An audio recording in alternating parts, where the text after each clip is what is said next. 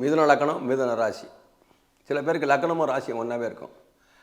ஆகவே மிதுன லக்கணம் சேர்ந்த நண்பர்கள் இந்த 2024 என்ன மாற்றங்கள் வரும், என்னுடைய வாழ்க்கையில் எனக்கு திருமணம் ஆகுமா, வேலை வாய்ப்பு கிடைக்குமா, குழந்தை பிறப்பு இருக்குமா, கடன் தீருமா, இப்படி எல்லா எதிர்பார்ப்பும் இந்த 2024 நடக்குமா அப்படின்ற ஒரு எதிர்பார்ப்பு இருக்கும். ஏன்னா அவங்க காற்று ராசி,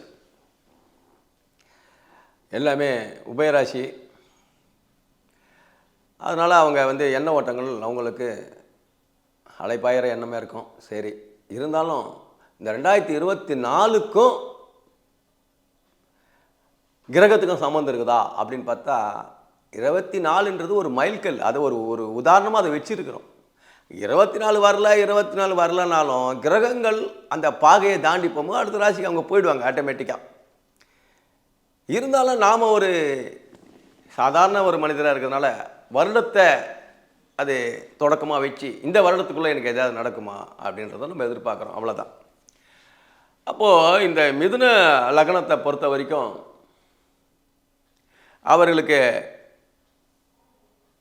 லக்னத்துக்கு 11ஆம் இடத்துல குரு இருக்கிறார். குரு ஒரு நல்ல இடத்துல இருக்கிறதுனால இந்த வருடம் மே ஜூன், தமிழில் சொன்னால் வைகாசி மாதம் வரைக்குமே நல்ல பலன் தான் நடக்கும். ஆனால் காலப்புருஷ தத்துவப்படி அவர் காலப்புருஷ தத்துவத்தினுடைய 1ஆம் இடத்துலையே அவர் இருக்கிறதுனால 11ஆம் இடம் உங்கள் லக்னத்துக்கு 11ஆம் இடத்துல இருக்கிறதுனால உங்களுக்கு புகழ், அந்தஸ்து, நண்பர்கள் உதவி, எண்ணங்கள் நிறைவேறுது, உடம்புடைய விட்டமின் சத்து, போட்ட முதலீடு ரெட்டிப்பாகிறது, எல்லா பலன்களும் இந்த 2024 ஜூன் வரைக்குமே நல்லா தான் நடக்குது. ஆகவே உங்களுக்கு 2024 6 மாத காலம் நல்லதாக தான் நடக்கும். ஒன்றும் கவலைப்பட வேண்டியதே இல்லை. அதே நேரத்தில் பார்த்தீங்கன்னாக்கா இந்த சனி இந்த வருடம் ஃபுல்லாகவே கும்பத்தில் இருப்பார். ஏன்னா சதயத்தில் தான் இருக்கார், ராகு சாரத்தில் போயிட்டுருக்காரு. அப்போ உங்கள் லக்னத்துக்கு அது 9ஆம் இடம் அப்படின்றதுனால தந்தை வகையில் உடல்நிலை பாதிப்பு, பூர்வீக சொத்துல பிரச்சனை, நீண்ட தூர பயணங்களில் பிரச்சனை, இந்த மாதிரி சின்ன சின்னது நடக்கும். பட் இந்த கோச்சாரம் என்பது நமக்கு இந்த நீண்ட காலமாக ஒரு ராசியில் தங்கிக்கிற கிரகத்துக்கு தான் நம்ம முக்கியத்துவம் கொடுக்குறோம்.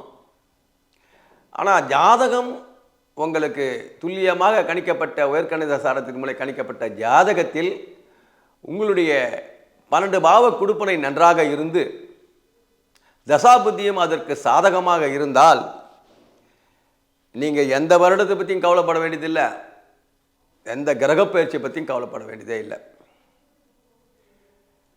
சில பேருக்கு ஜாதகமே இருக்காது. அப்போ நாங்கள் என்னையா பண்ணுறது, எனக்கு பிறந்த நேரமும் இல்லை, எனக்கு வருஷம்தான் தெரியும்னுவாங்க. பரவாயில்ல, எந்த வருஷத்தில் பிறந்தாலும் நேரம் இல்லைனாலும் கூட நீங்கள் எந்த வருஷத்தில் பிறந்து அப்படின்றது தெரிஞ்சாலே வருடக்கோள்கள் ஒரு குறிப்பிட்ட ராசியில் தான் இருக்கும். நான் பிறந்ததில் இருந்தே நான் கஷ்டப்பட்டு தான் இருக்கிறேன், எனக்கு வாழ்க்கையில் எந்த ஒரு முன்னேற்றம் இல்லை அப்படின்ற நினைக்கிறவங்க உங்களுடைய மிதுன லக்னத்தில் இப்பொழுது சுக்கிரன் இருந்தால் உங்களுக்கு குரு உங்கள் லக்னத்துக்கு வரும் பொழுது உங்களுக்கு பொருளாதார முன்னேற்றம், பெண் குழந்தை பிறப்பு, நல்ல ஒரு மன மகிழ்ச்சியான காலம் நடக்கும். அதே நேரத்தில் உங்களுடைய லக்னத்தில் செவ்வாய் இருந்தால், உங்கள் லக்னத்தில் செவ்வாய் இருந்தால், மிதுனத்தில் செவ்வாய் பகையாச்சே, இதெல்லாம் வேண்டியதே இல்லை, பகை நீச்சலாம் தேவையில்லை, அதெல்லாம் அப்படியே எடுத்து வச்சுடுங்க. அங்கே செவ்வாய் இருந்து குரு பயிற்சியாகி மிதுன ராசிக்கு வரும்போது கல்யாணம் ஆகாத பெண்களுக்கு கல்யாணம் ஆகும். ஆண்களுக்கு சுக்கிரன் இருந்தால் அவர்களுக்கு திருமணம் ஆகிறதுக்கும் வாய்ப்பு இருக்கும். ஆகவே காலப்புருஷ தத்துவப்படி உங்களுக்கு குரு ஒரு நல்ல இடத்துல இருக்கிறதுனாலையும் உங்களுக்கு இந்த 6 மாத காலத்துக்கு நல்லதேவே நடக்கும். இறையருள் என்றும் உங்களுக்கு துணை இருக்கும் என்று கூறிக்கொள்கிறேன். உங்கள் நாவலர்.